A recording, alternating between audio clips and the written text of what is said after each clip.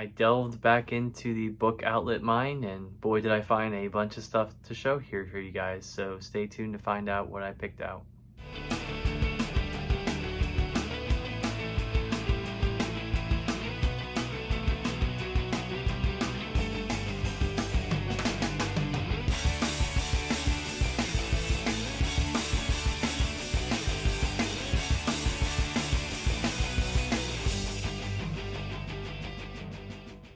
Hey guys, it's Mandak coming at you with another haul video here. So welcome into haul video 160.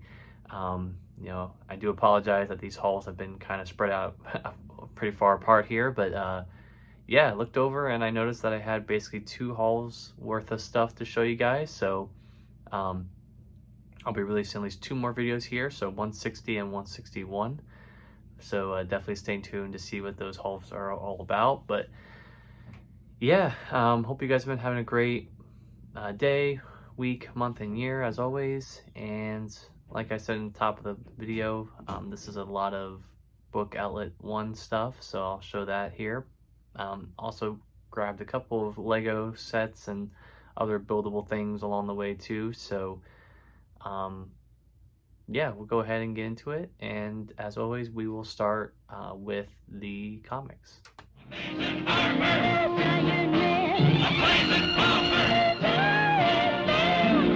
Alright guys, so thank you so much for tuning into this section of the video here. So we'll go through my comics, and as I always do, I do want to start with what I've been reading this month. So because of these 2 haul videos being so close together, I've actually split up kind of like what I've been reading so far since the last haul video I did. So I'll kind of explain like half of what I've been reading, and then the other half I'll save for the other haul video. But yeah, mostly this past couple of weeks, it's been a lot of Captain America. So as I mentioned on my last video, I've been reading through the Captain America epics. So I finished up Captain America Blood and Glory. So finished up that series in early June. So that was a pretty good epic collection. Just continuing again, Mark Grunwald's historic run on Captain America. And I do think we're kind of, I might have talked about this before, but I think this is all kind of post-Apex Grunwald run stuff, if you want to look at it that way. But overall, I thought it was pretty good. And the Punisher Captain America Blood and Glory like miniseries that's at the end of this book is kind of like what the title of this book is named after.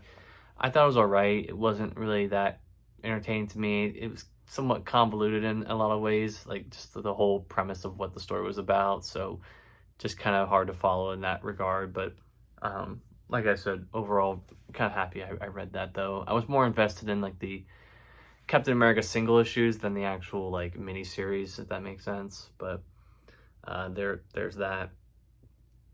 Next I read the Captain America Epic Collection Arena of Death. Sorry about that, I knocked off my thing and I hit the camera. So yeah, but so yeah, I read that epic collection, and that one's actually pretty interesting because it kind of has some larger ramifications for like the larger, like the rest of the plot for Captain America's storyline. So basically the Arena of Death plotline is Cap going to like take down AIM at like their island, Boca Caliente, I think it is. It's like the name of the island that they live at, and like apparently they're like this giant expo, like super villains, and Cap and Diamondback and John Jameson, they all disguise themselves as, I think Falcon's there too. They all disguise themselves as part of the Skeleton Crew, so like Crossbones and stuff like that. And they basically get caught in like a giant fight with like Captain America taking on like all these supervillains that are at this like AIM Expo. So that was pretty interesting. And then I think this epic collection also has like the plot line where they go to the Savage Land and Diamondback ends up killing Snapdragon, which is like this person who tried drowning her, and she has to deal with that, and she gets in a concussion or something like that. So yeah, it's pretty intense. So Yeah, I thought it was a pretty good epic collection though. You know, like I said, there's some ramifications here that happen that kind of affect the later epic collections, if that makes sense, right? Especially with Diamondback. So there's that. And then the last epic that I read here for this chunk at least is Captain America Fighting Chance. So this has the Fighting Chance storyline where I honestly can't tell you too much about it. I can't remember too much of what it happens. You know, we're kind of getting into like some really weird times for Captain America.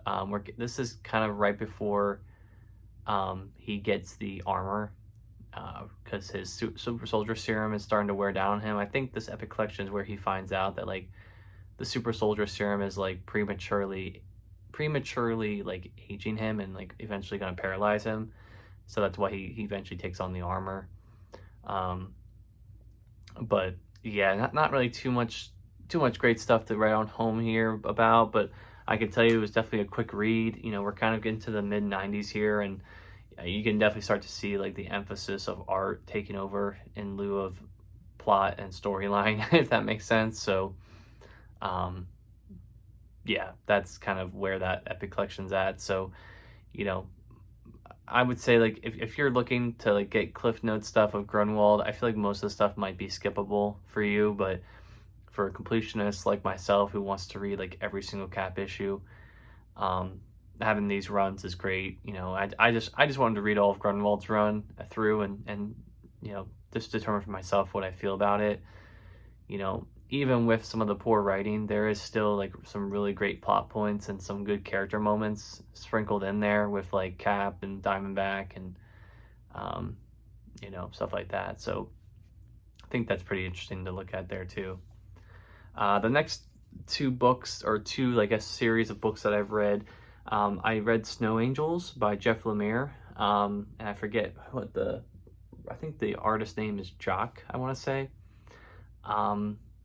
Those books were all right. You know, it's basically a story about these children and their dad who, you know, live in this like the snowy area planet type of thing, and they're trying to escape this like bounty hunter type of person, and the father ends up getting killed and the children end up finding out like the origins of their society. And yeah, it's definitely different. You know, I feel like with Jeff Lemire, like he's either way out there with like some sci-fi ethereal plot, or he is grounded with like a story about like some person who's down their luck, right? So, you know, that's kind of the dichotomy with his writing, I feel like. At least what I've noticed, right? So that's something just to think about. But I definitely feel like Jeff Lemire shines more when he does more grounded stuff in this world than this like ethereal like sci-fi type of stuff. Not to say it isn't good, but it's just not as appealing to me as like his other stuff, if that makes sense. So there's that. And then I also read Number One for Bullet. I think I purchased that. I got that paperback back in December, I think, when I traded a bunch of books in at Second Charles. I found it and I saw it was an Eisner Award. I think it was either Eisner Award winning or an Eisner nominee.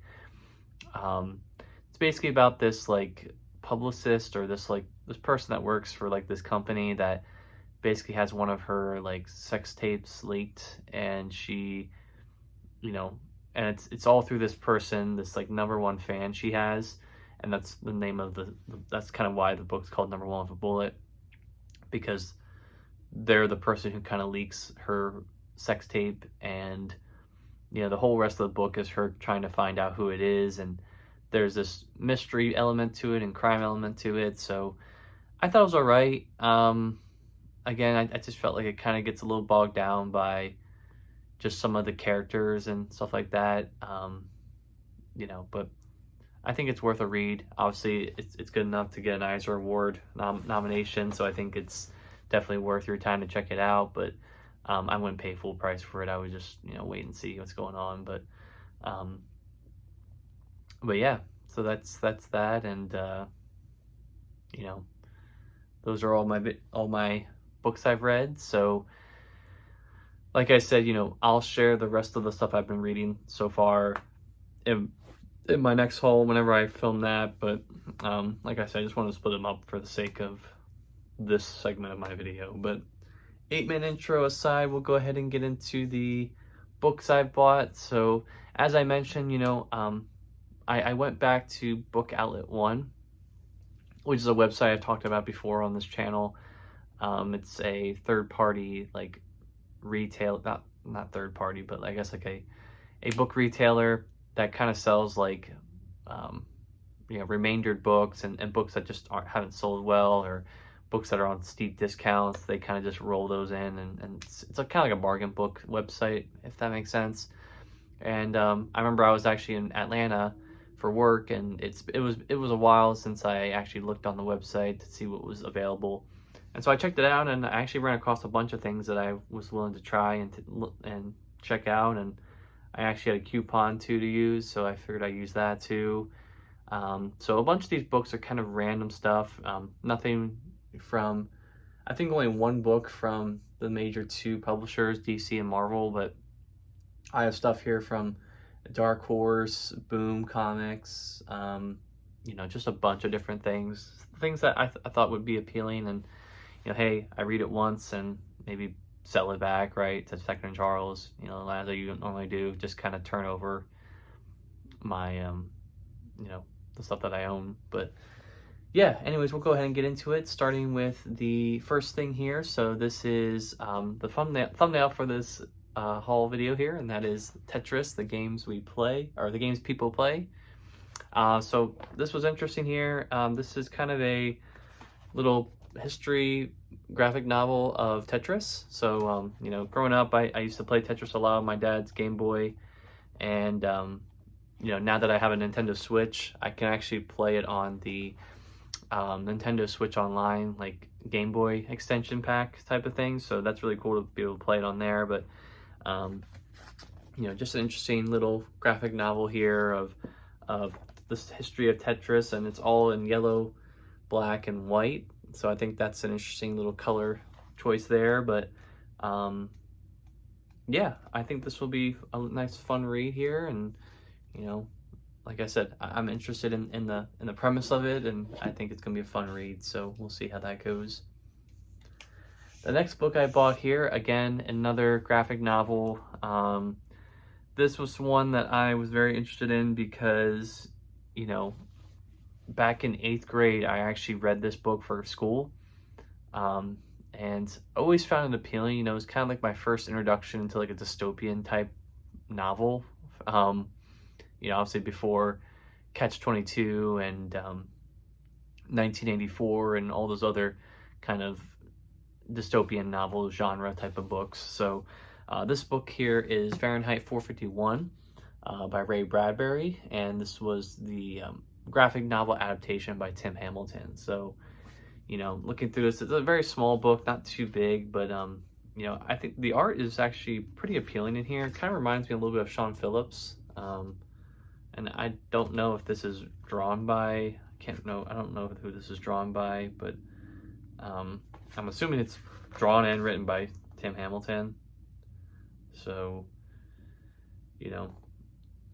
I think it's, again, really, really interesting. So basically this book is about this firefighter, I believe, named, I think his last name's Montag. I can't remember what his first name is, but his job is basically to go around and burn books.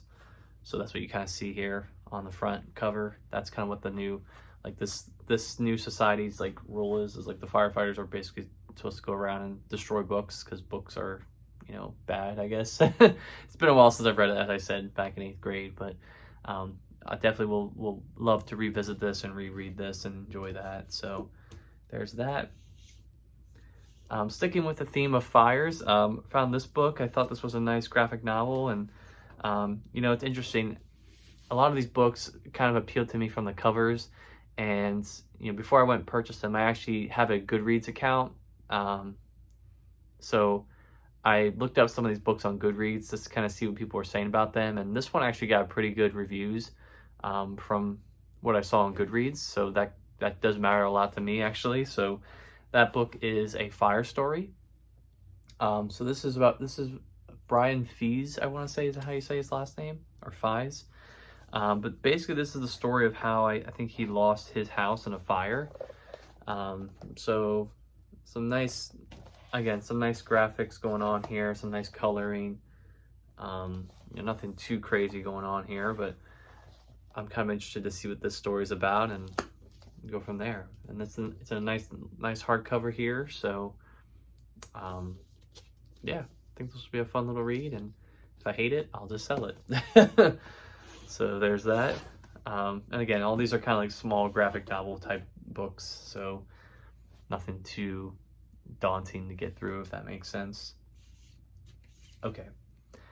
Next book I got here was a book from Dark Horse. And, you know, obviously at this point in my comic reading journey, you know, I'm very much drawn to certain creators, right? Like Jeff Lemire obviously is one of them. Ed Brubaker, Sean Phillips is another. Donny Cates is certainly one of those as well that's kind of popped up on my radar. Not just with his work with Marvel, but, you know, with just his independent work as well. And one of those being Buzzkill here. So I think the premise of this is like this guy has superpowers when he's drunk or something. So I thought that was an interesting storyline. This has, I think, 5 issues. So, you know, pretty quick read. The artist here is Mark Resnicek. I'm sorry if I pronounced that wrong. But you can see here some of the interiors. So, you know, again, we'll just give this a read, see what this is like, and we'll go from there. And you can see here on the back, he's drunk with power. So, figured I'd give this a shot. You know, like I said, Donny Cates, you know, I read God Country from him. I have crossovers, so I think that's still ongoing, so I'm still waiting to see that. But I've read his Guardians run. I recently purchased his Doctor Strange run, which I haven't read yet.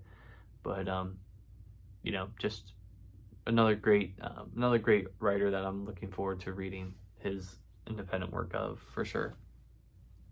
Okay.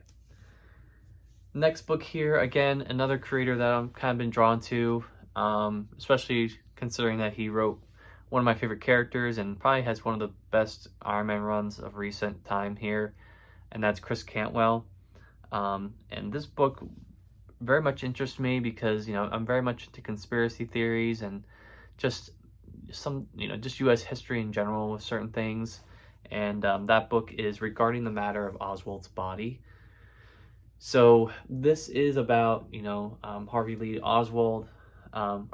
Harvey Oswald, excuse me, and his body from, you know, when he was murdered, obviously, from Jack Ruby, I want to say his name was. But yeah, this actually came out, I think, post Iron Man run or during his Iron Man run for Marvel, because you can see here on the back they talk about Chris Cantwell and they mention Iron Man and She Could Fly. So yeah, I think this is really going to be a fun graphic novel. Like I said, I'm very much, I hate to say I'm interested in the JFK assassination, but there's just a lot of conspiracy and mystery behind it. And, you know, just seeing the title of this book has me very intrigued. So, and the art here looks amazing. You know, this is very, very dynamic art. This is, I guess, Luca Casalanguida on art. So, I don't think I've read anything of his, but yeah, very, very interesting artwork going on here. Very much in my wheelhouse of what I like in a book. So that's the book here regarding the matter of Oswald's body. So really fun read there. Really excited to hopefully read that sometime soon. And then the only book here from DC that I bought was another one of Jack Kirby's like tribute books that DC came out with, I want to say a couple years ago, in celebration of his, I don't think this came out in celebration of his 100th birthday, which was 2017. But this was another book that I wanted to grab. You know, this is another, I believe this is another Fourth World book, but I could be wrong. And that is The Challengers of the Unknown. So, you know, right now I have The Forever People, I have the Superpowers book by Jack Kirby, I have Mr. Miracle by Jack Kirby. So, you know, I have a bunch of these like Jack Kirby tribute books, and I found this one online for pretty cheap, and wanted to give this a look. You know, obviously this is some very early Jack Kirby stuff. You know, I think this is like one of his very first things he did after moving over to DC. So you can see here, it is still a little bogged down, I guess, by the 60s, if that makes sense, but still Jack Kirby artwork, so still very dynamic, and I'm sure it's going to be a crazy time too. You can see here some art going on there, just some really great stuff. I believe some of the early things in here, and it's hard to tell because back in this time there wasn't a lot of tributes there wasn't a lot of credits given to who wrote and drew what in these books, right? So it's kind of just up to best guess as to who drew and wrote what, but you know, you can see here kind of what that looks like. You know, there's really no credits on the front page here to say, okay, this is written by Jack Kirby, drawn by Jack Kirby, right? But you can kind of tell that it is his. So yeah, this will be a fun read. Like I said, I kind of want to read all these in whatever order people say to read them online. I don't think it really matters too much, but yeah, really hyped to get that, and got it for a decent deal. I'm going to skip these next two books and jump down to this one. And this was another book, again, I bought from Book Outlet. So this is the last Book Outlet book I got. And this one I was interested in strictly from the artist. So doesn't really happen too much that I end up doing that. But for this book in particular, I wanted to do that. And that book is The Heart of the Beast, a love story. By Dean Motter, Judith Dupree, and Sean Phillips. So obviously Sean Phillips sticks out, right? He is the artist for nearly all of Ed Brubaker's work these days, it seems like. So you can kind of see here that artwork shining through, and I believe this is like drawn or rendered through like painting as well. So that's somewhat interesting to see that, right? But again, just very amazing artwork here by Sean Phillips. And I don't even know, I mean, I'm imagining that Dean Motter and Judith Dupree are the co-writers on this book. I don't know if maybe Sean Phillips was just a colorist, or maybe he was an inker, or I don't know. But regardless, okay, no, so yeah, so I was right. So yeah, they are co-writers on this book, and Sean Phillips is the artist. So yeah, again, I've heard some mixed reviews about this story online, so we'll see what it's about. But like I said, I bought this more so than anything for the artwork, so you know, we'll give it a shot. Like I said, I don't do this often, but I saw that name, it stood out to me, obviously, because I've read a lot of his work, or I you know, looked at a lot of his artwork in the books that Ed has written, and definitely want to give this a shot. So we'll see what that's about. 21 minutes later, here we go. Picked up some Epic collections here from a Target sale. So Target had a buy one get one 50% off sale for books, I want to say a couple weeks ago. So ended up grabbing two Epics that I wanted to grab, and I also had some gift cards. So that's kind of what also intrigued me to pick these up. So kind of brought the price of these books down to like $20 a piece, which, as I've talked about before, unfortunately that's kind of like the going rate now for Epics, and that's a pretty good deal for Epics nowadays. It wasn't too long ago that Epics were going for like, you know, between $13 and like $16 a book, and now it's like you're lucky to get one for 20. So the first one here I picked up was Fantastic Four Atlantis Rising. So this is continuing Tom DeFalco's run on Fantastic Four. This collects Fantastic Four 393 to 402, Fantastic Force numbers 7 through 9, Fantastic Four Atlantis Rising numbers 1 through 2, and Fantastic Four Atlantis Rising Collector's Preview. So you can see here the back. So this is, you know, getting into the mid-90s at this point. You know, I don't think there's really much to write home with at this run. You know, obviously the most acclaimed run for Fantastic Four that most people point to is either John Byrne or Lee and Kirby's run, but definitely looks like some fun cosmic moments to be had in this book, so I'm excited to see that at least. But yeah, pick this up. I think this comes right after, and I don't know where my Fantastic Four stuff is. I think this is right after, I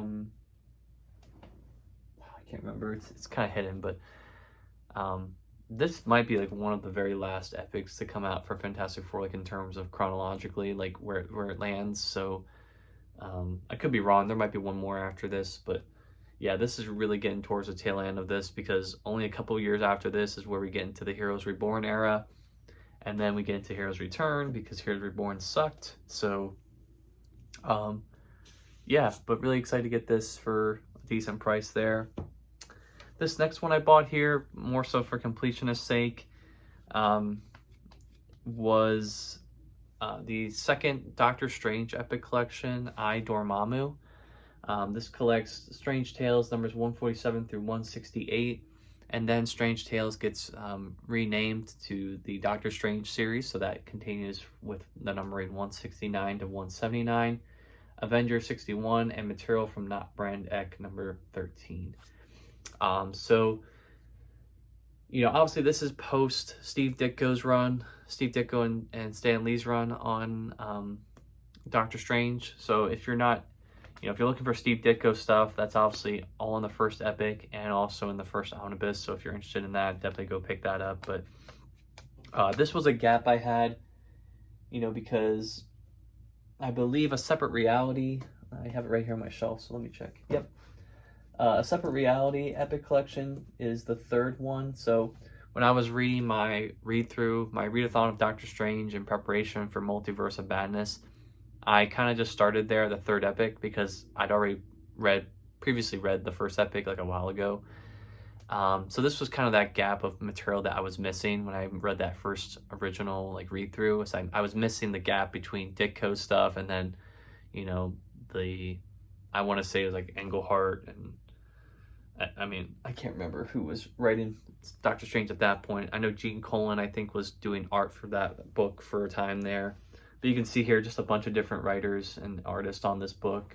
You had, you know, Stan Lee, Roy Thomas. I want to say Bill Everett is there. That's who Everett is. Marie Severin. I don't know who Atkins is. Let's see here. Dan Atkins, yeah, and Gene Colan. So a bunch of definitive Silver Age creators on this book jumping around. You know, unfortunately, this was kind of the era of the book where it was kind of like hot potato, it seems like. So, but nonetheless, some really great artwork and stuff going on here. Just always a treat to read some Silver Age Doctor Strange stuff, and you know, I feel like at this point we definitely expand the palette, or like not really the palette, but just like the range of what we can draw and write with Doctor Strange books. I feel like this is where we really started pushing that. And I always love these little breakup pages where they have like the little eye of Agamotto there. So yeah, this will be a nice fun treat to read whenever I do another Doctor Strange readathon for the third movie that will hopefully eventually come out at some point. So fingers crossed there. So there's that.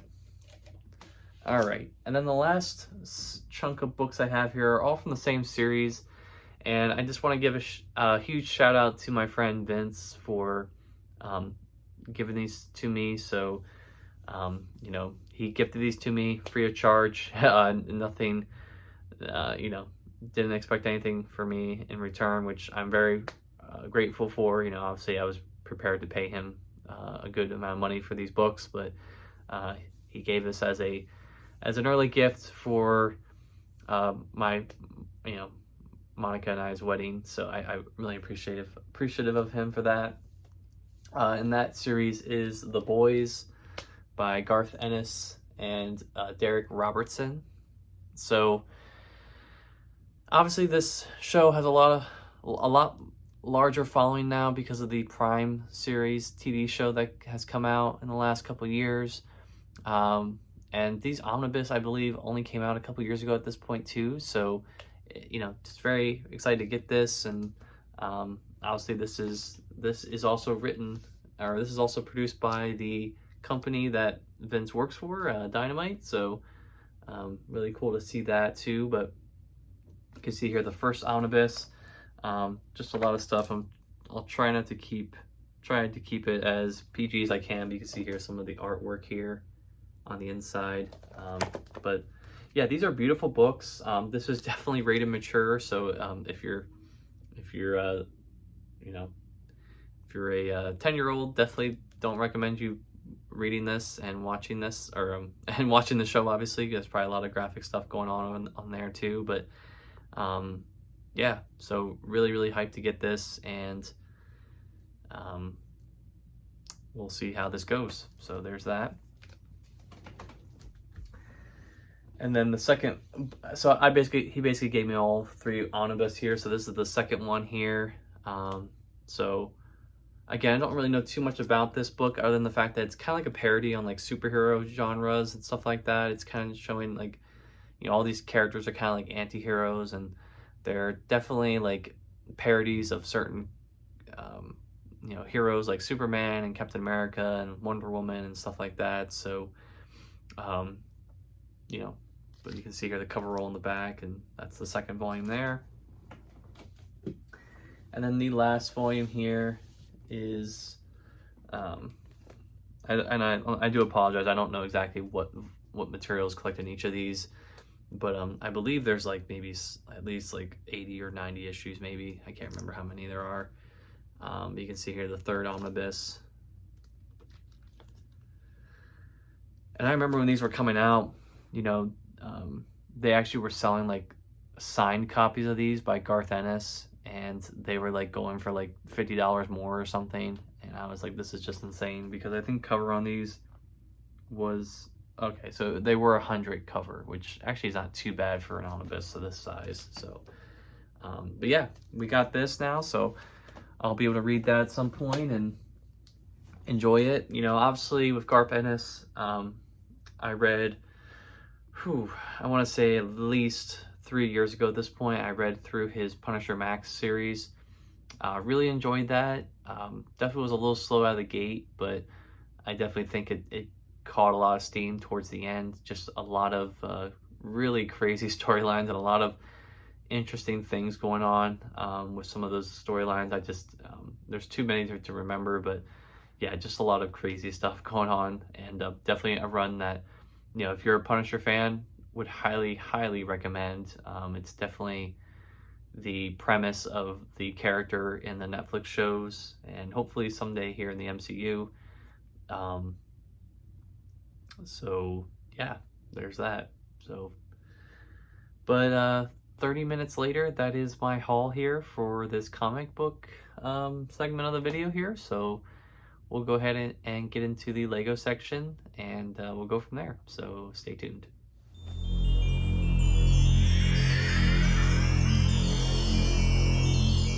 Alright guys, so small haul video here for the Lego section. You know, a couple of weeks ago at this point, I was meeting up at King of Prussia with my fiance and her family for dinner, and while we were waiting for them to show up, we actually stopped into the Lego store there, and ended up getting some of the June 1st releases. You know, again, I'm not one to buy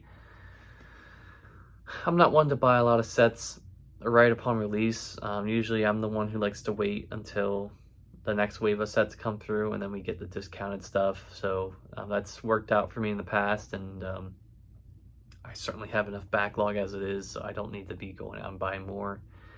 But yeah, ended up picking up some stuff while I was at the store, and these are all things that, you know, are only available through either lego.com or in store at the Lego stores, so that's kind of why I purchased them. First one here I picked up was Tails. So a while back I did buy Sonic, and he's actually sitting on my desk actually at the moment. But I passed on Tails. I just wasn't really into purchasing both of them at the same time, but you know, the more I thought about it, the more I figured, you know, might as well pick up Tails, you know, since they can match and be together. I want to say that there's like also a dual pack of like with Knuckles and like this black and red version of Sonic. I can't remember what his name is. But anyways, really glad to get this, and you know, interesting that we're continuing to get more Sonic stuff. I don't think they've announced a second wave of Sonic sets yet, because I know they came out with like Sonic play sets since they released that Sonic like Ideas set like 2 years ago at this point, I think. So wanted to get that, and I thought that was a really cool little you know, addition to the Sonic one that I have. So there's that. This one I got, this next one I got, again, another Brickhead, another one that I couldn't get anywhere besides the Lego store or online. Because for some reason now, it's like, I remember when Brickheads first came out, like they were everywhere. Like you can buy them at Walmart, at Target. And for some reason, after like the first couple waves, you know, Lego decided not to sell them anymore at like third-party retailers. So I'm not sure why that is. I mean, I would imagine that these sets sell pretty well because they're a nice little small gift to somebody if you're looking to buy someone something Lego and you don't want to spend a lot of money. But anyways, that Brickhead is Captain Cody from episode 3.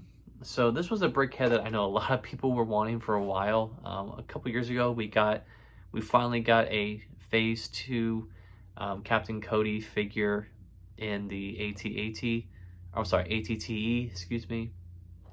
But we finally got him in Brickhead form, so I'm assuming that Captain Rex can't be too far behind at this point, especially since we have Cody now. But you can see here that picture of him holding the hologram, and yeah, so that you can see there kind of what that looks like, and nice couple of you know, accessories there. You know, he has the little blaster, and I just wish that the hologram was actually the hologram of the Emperor. I feel like that would have been cool because, you know, obviously they showed here on the side and they didn't include it on the actual set. But overall, though, I think they did the best they could with kind of displaying this. You know, it is hard to pull off a Phase 2 clone trooper at this scale, right? Because you got a lot of contours with the face and the mask.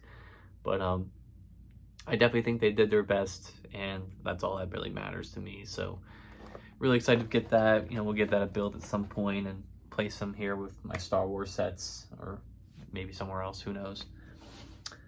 The last one I got here was a postcard set that I honestly forgot even came out until I looked at it on the shelf, and I'm like, oh crap, I don't have that one, let me grab it. So I've been collecting these postcard sets for a little bit, and you know, kind of debating if I just want to like break them down slightly and put them into storage, because I have all the architecture sets and those ones look nice, but I feel like these ones could definitely save them for when I have more space and maybe display them nicer. But anyways, that postcard set here is Japan, and I honestly think this might be one of the best looking postcard sets we've had, just because of the cherry blossom tree we have here, the bamboo, the bridge, the river, the mountain in the back. I think that looks really beautiful. Just the colors here very much pop, and again, like I said, probably one of the nicest looking postcards we've had to date. You know, obviously the use of the Mario cloud is a little big, but I understand why they did it the way they did. But yeah, this will be a fun little build, and hopefully I can display this somewhere nice. But yeah, that's pretty much what I picked up. So that's my haul for Lego. Like I said, 5 minutes, not really much to show here, but next haul I do have a couple of sets I got for, actually basically I got both of them for half off, so really cool to show those for you. So I'll show those next haul, but otherwise that was my haul, and we'll go ahead and close out this video then. Alright guys, so thank you again for watching this haul. I hope you guys enjoyed it, and you know, as always, make sure you comment, like, and subscribe. So, you know, a lot of books I picked up here, but like I said, this is pretty much a month's worth of books purchases for me. So I'm still sitting around 55% read of my collection after all this stuff I put into my database the other day. So still chipping away. My goal is to hopefully get to like maybe 56 or 57% by the end of this year. That would be a really good mark for me. But yeah, otherwise, thank you guys again for watching this, and I hope you guys have a great rest of your day, and until next time, I will see you on the flip side. Peace.